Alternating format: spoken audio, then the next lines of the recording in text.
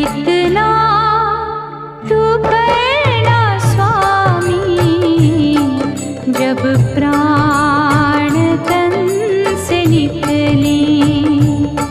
इतना तू करना स्वामी, जब प्राण